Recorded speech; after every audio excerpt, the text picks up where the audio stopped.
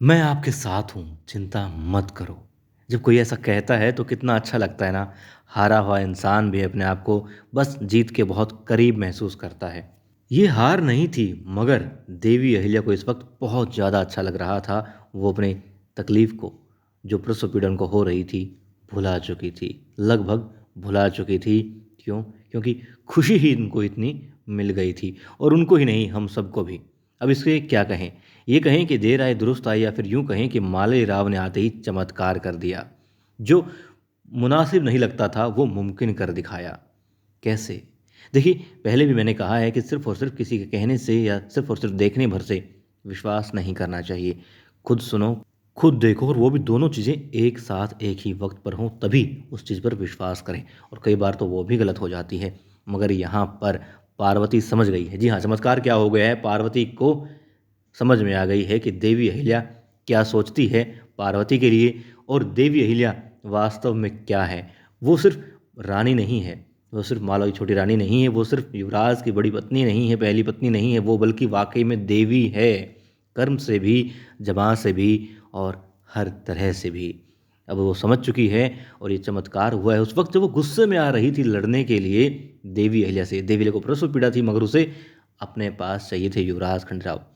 लड़ने के लिए आ रही थी, मगर जब पाया कि देवी हेलेन ने तो हर वक्त अपनी खुशियाँ साझा की है पार्वती के साथ में, और यही चाहा है। युवराज ने कभी भी महत्व नहीं दिया पार्वती को, मगर देवी हेलेन ने हर वक्त जताया कि युवराज महत्व देते हैं।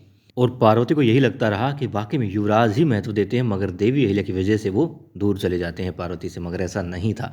पार्वती की जगह युवराज की ज़िंदगी में कुछ थी ही नहीं।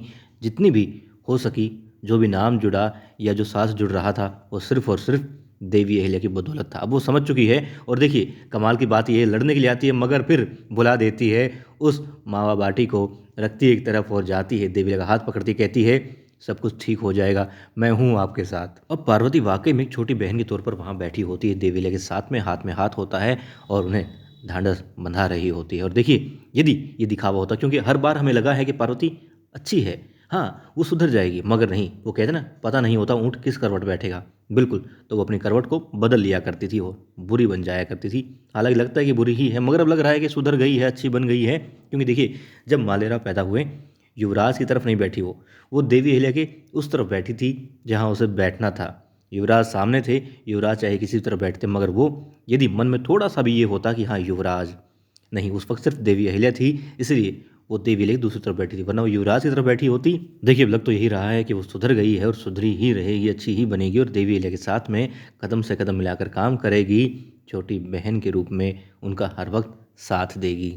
और देखिए, जब एपिसोड के लास्ट में युवराज ने देवी अहिल्या का हाथ थाम रखा होता है, और देवी अहिल्या का एक हाथ उनके पेट पे होता है, फिर वो अपने हाथ को उठाती है और पार्वती के हाथ को थामती है, और पार्वती भी उसके ऊपर अपना हाथ रखती है। मतलब यहाँ लग रहा था कि हाँ, वाकई में मैं आपके साथ हूँ। और इतना ही नहीं, इतना ही नहीं, पार्वती खुश थी युवराज की खुशी में। और युवराज की खुशी क्या थी इस वक्त? मालेराव और देवी अहिल्या। और वो इनकी खुशी में खुश थी, इसलिए लग रहा है कि हाँ, अब वो वाकई में सुधर चुकी है। वो दूसरों की खुशी में खुश होने लगी है, और समझने लगी है कि वो दूसरे नहीं है, वो उसके अपने हैं, अपने हैं। वाकई में कल के एपिसोड ने बहुत रुलाया। वो खुशी के आंसू थे कि देवी लगे दर्द को महसूस करके आंसू थे।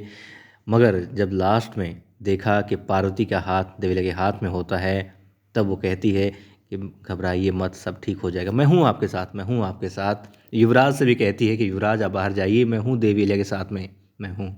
तब लगता है कि हाँ, वाकई में वो है।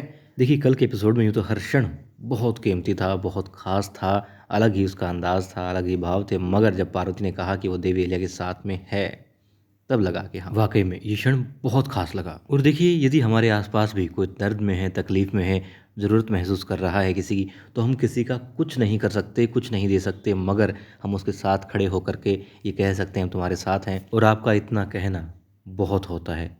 करोड़ों की माया फीकी नज़र आती है उस बात के आगे, उस जज्बात के आगे।